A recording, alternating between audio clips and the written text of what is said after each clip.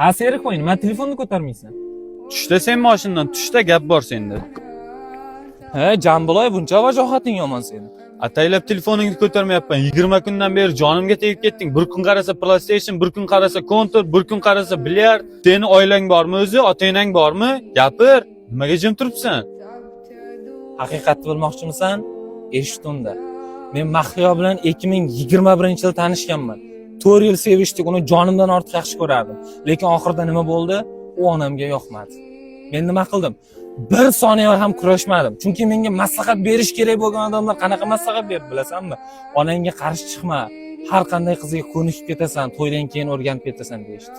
Lekin ko'nikmadim. Ma'mbet xohlamasa foydasi yo'q ekan. To'g'ri, hozirgi ayolim Soliha, zo'r, lekin ma'mbetni bera olmadim. To'yimizga 1 oy bo'ldi, lekin arzimagan sabablar bilan 3 marta kaltakladi. Onam hozir vijdon azobida. Kecha mendan onam yig'lab uzr so'radi, tushunyapsanmi? Onam mendan uzr so'radi, tushunyapsanmi?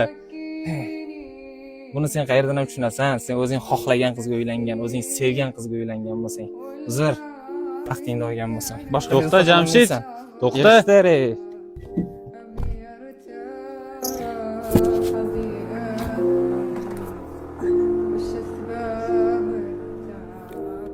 Uylanish arafasida turgan hurmatli solih do'stlarim, qahramonim sizlarni hech qachon ota-onaga qarshi chiqishga chorlamaydi. Qaysidir qiz sizga yoqsa-yu, lekin u qiz onangizga yoqmasa, hech qachon bittada taslim bo'lmang. Onangizga qarshi chiqib ham uylanmang. Shunchaki sevgingiz uchun oxirgi imkoniyat qolguncha kurashing. Ona albatta sizni tushunadi. Yana o'sha eski gapga qaytamiz.